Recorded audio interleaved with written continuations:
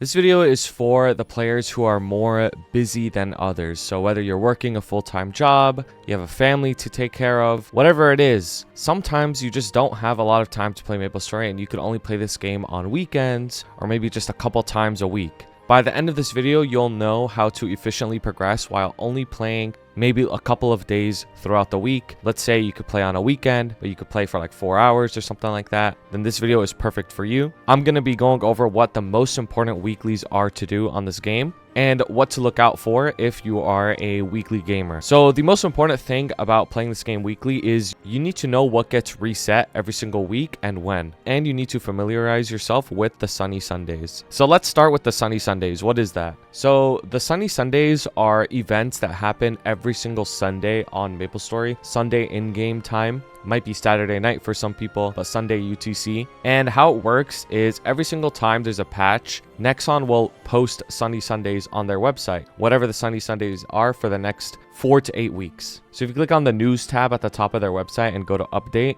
you'll see that there's the Maple Island patch notes. So this is for the event that's happening right now, but whenever there is an event happening, there are patch notes that get posted. And if you scroll down, you can click on the Sunny Sunday hyperlink, and this is what you need to know. So every single week on a Sunday, there are different events that happen on the game, and you need to know what they are so you can plan for them. So for example, on May 5th, which has passed already, there would be a 2-star successful enhancement from 10-star or below, which means that every single time you star an item under 10, you get 2 stars instead of 1. So that could be really huge for mules, or if you're super early into the game and you get more XP from runes and you get more candies from whatever the current event is, right? So that means that training on weekends would be more efficient because you get all of these bonuses, right? Oftentimes in class discords or guild discords, they'll have the Sunny Sundays posted there as well so that everybody knows. I know in my guild, at least in Star, we always remind people of the Sunny Sundays every single week.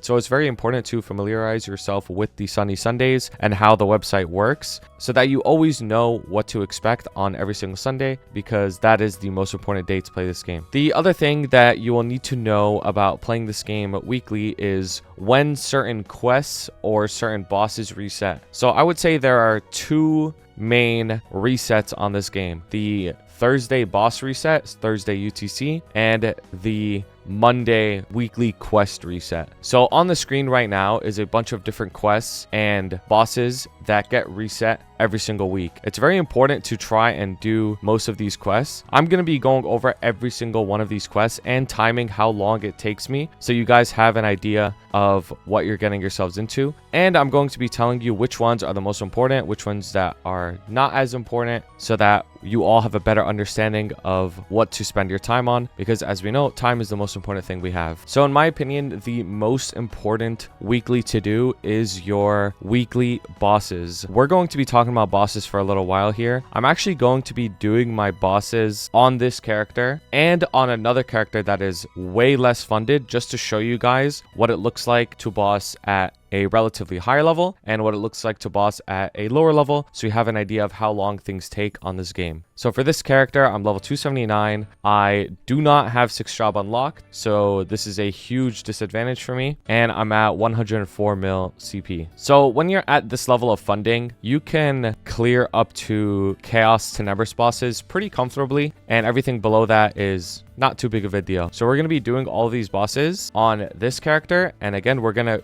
be doing our bosses on our Kali as well, which is 244, which is lower level and less funding, and we're going to be doing our bosses on our Shadower as well, which has even less funding, just to show you guys what it's like to do all the weekly bosses at different points in the game.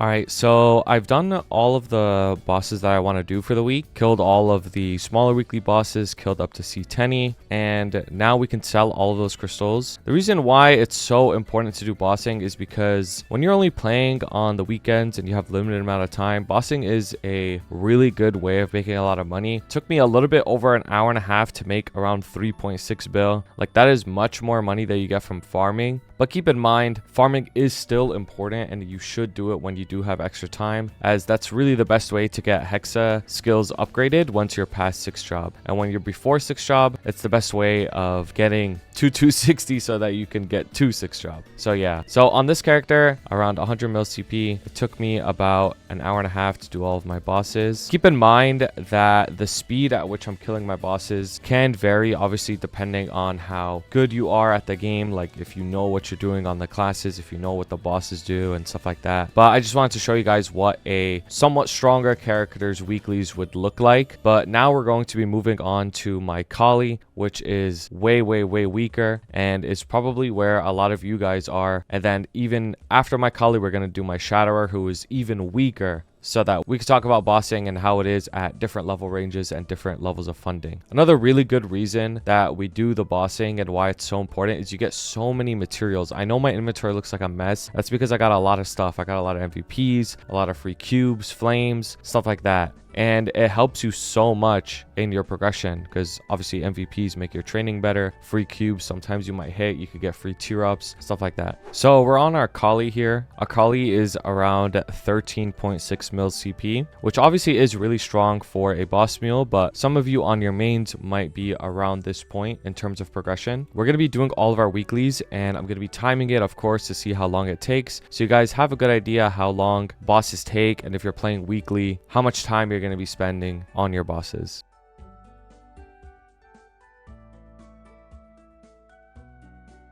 All right, so in about 19 minutes, I finished all of these weekly bosses. I don't feel like doing Princess Snow because I'm lazy, and these ones are just maybe a little bit too tanky, so I don't want to waste my time on it. So let's see how much we get from it. We got around 1.3 bill, which is a lot of money, and it definitely does help our progression a significant amount. The point of me showing you this is having other characters, especially when you play this game weekly or not for a lot of time, just in general, helps your progression so much. Like for somebody who plays this game a lot every single day, having a lot of boss mules doesn't matter as much because they're just gonna farm a lot and they could get their money that way and they could get stronger that way. But having boss mules matters so much more, especially when you don't play the game that much, because it becomes your main source of income since you're not farming that much.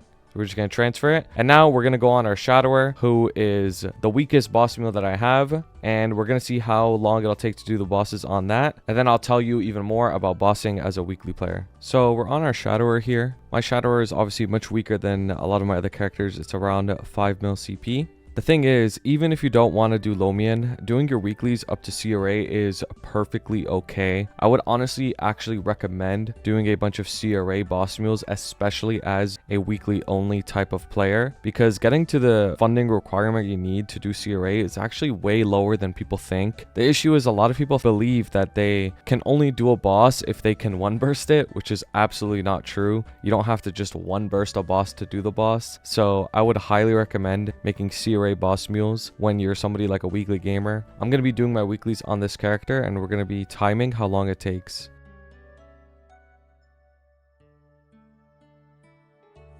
Alright, so about 20 minutes later, we finished our weeklies on this character. I didn't do Pino or Damien just because I'm too lazy. Just being real with you guys, like I'm just too lazy. I just don't want to do it.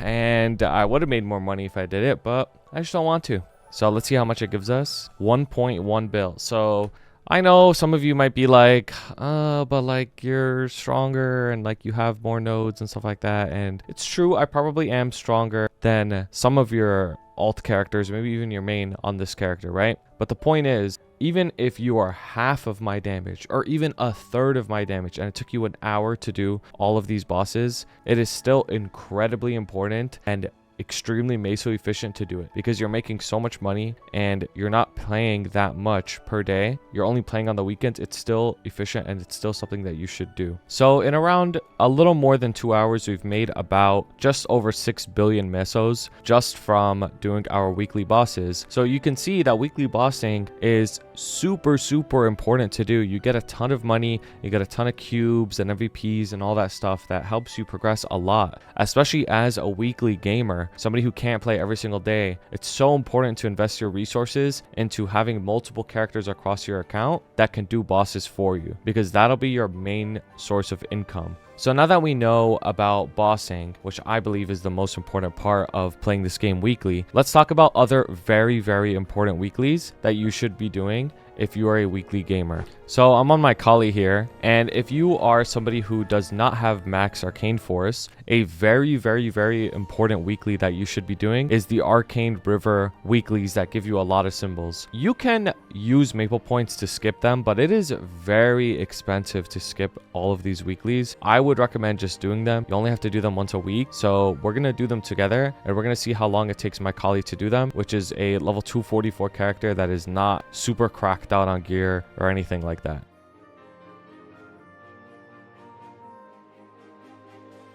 So a little over 20 minutes later, we finished all of the Arcane River weekly quests. Now, most of the time was spent in the Esfera one because I'm only level 244, and because I don't have these areas unlocked, it doesn't shorten the weekly for Esfera. So if you're higher level than me, then it won't take as long. If you're lower level than me, then you might not even have Esfera unlocked. But yeah, so it took me around 22 minutes, and each region gave me 45 symbols, which is a significant amount. It is very important to do these on top of the daily, obviously, if you need the symbols, of course. Now, as of making this video, there is no weekly quest for sacred symbols. If you're somebody who's even higher level and you're thinking about how you're going to get sacred symbols, if you just play this game 1 or 2 times a week, you can only get them from dailies as of now. Maybe in the future they'll release a weekly, just like Arcane River, to help people that play weekly. But for now, you gotta just do your dailies for these regions. The next thing I want to talk about is Monster Park. So Monster Park is especially important to do on a Sunday if you're playing on the weekend. Reason for it is that every single day of Monster Park gives you different rewards in these boxes. So these boxes, you know, Saturday Monster Park box, Sunday Monster Park box, and so on. Each day of the week has one. Friday, Thursday, Tuesday. And the most important ones are the Saturday and Sunday boxes. The Saturday box gives you a chance of getting any of the rewards from all of the other days of the week, but the Sunday box gives you 2x coupons most of the time. Sometimes it could give you a Pennant in the Spirit, but most of the time it gives you 2x. So it's really, really important to do the Sunday Monster Park every single week. And on Sundays, the Monster Park XP is doubled. So it does give you a lot of XP, and it gets doubled on Sundays. Same for Monster Park Extreme. Monster Park Extreme is very, very important to do on a Sunday, and it gives you an extra box. These boxes can also be stored forever, and they're transferable. So essentially you're holding 2x that doesn't expire. So it's very, very valuable. The Saturday boxes can give you 2x as well. That's why they're also very important to do. Another very important thing, if you have it set up, is your Threads of Fate. So every single Sunday after reset, so Monday UTC time, your Threads of Fate NPCs go down in closeness by 15. If you don't know what Threads of Fate is, long story short, it's an entire quest line that gives you materials that you can use to create WAPs. You can gift your Threads of Fate characters 7 times, and each time you gift them, their closest goes up by 3. So it's plus 21 since you can gift them 7 times. So make sure to do this before Monday UTC, before reset happens, because then your closest will look like mine and everybody will be at 0. So these next 2 things that I want to talk about are Covert and Dojo. So if you're in a guild, I'm in a guild, and a lot of guilds have Covert requirements. Now, if you're not in a guild at all, I would highly recommend joining one. But if you're not in one, then this doesn't really matter that much to you. But if you're in a guild, you should do this thing called Shiranian Covert. All it is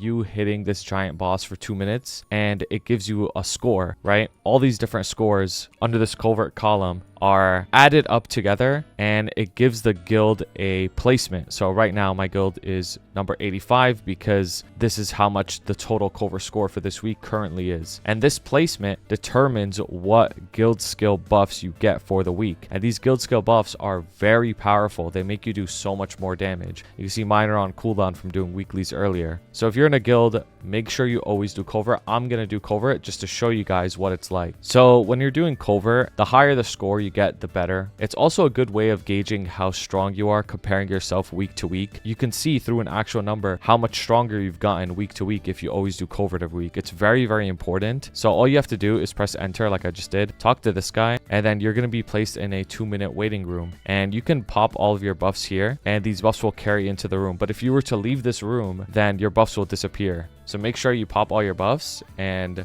you're going to be ready to do covert. I buffed up and I'm about to enter.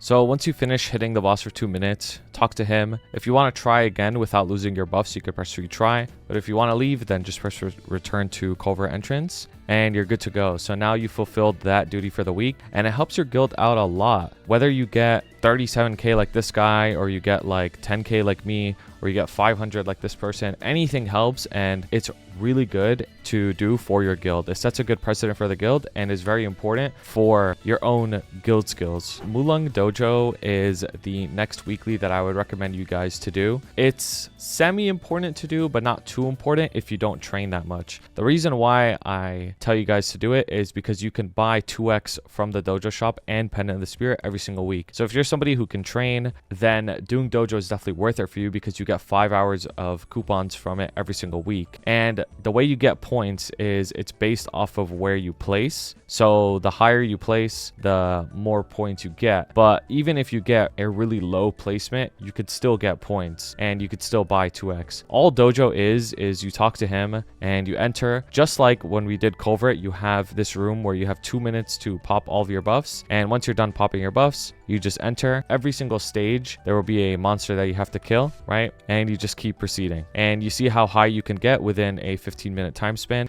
Keep in mind that every single time you kill a boss, the timer freezes for 10 seconds. So it is really important to wait in between floors for your cooldowns. But you get the idea. And then at the end of the week, you get points based off of where you placed. So for me, my wonderful floor 2 will probably get me like no points because obviously I didn't clear that high. But if you're somebody who wants to train and you want a way of getting 2x, dojo is definitely the way to do it. Now, another weekly quest that is very important to do is the Scrapyard and Dark World Tree weeklies. Now I can hear all the groaning from here, all the I don't want to do it from here. I get it. If you don't have any Absolab equipment, this is more for like very early game players. It is very important to do this to get your Absolabs. And even if you want to get Apsals on mules, it's still important to do it. Now, if you have no idea what I'm talking about, this is how you get your Absolab equipment, which is pretty decent gear that can last you for a long time in the game. You can get it from doing the weekly quest at Scrapyard, and you could get it from doing the weekly quest at Dark World Tree. Now, the thing with Scrapyard, it has gotten a lot easier than in the past. In the past, it used to take so long to do, but they have refined a lot of these quests to be a lot easier. And I'm gonna leave in the description a list of quests based off of how easy they are to do. So when you want to re-roll the quest, because if you talk to him and you press exchange here, you can actually re-roll the quest to try and get a better quest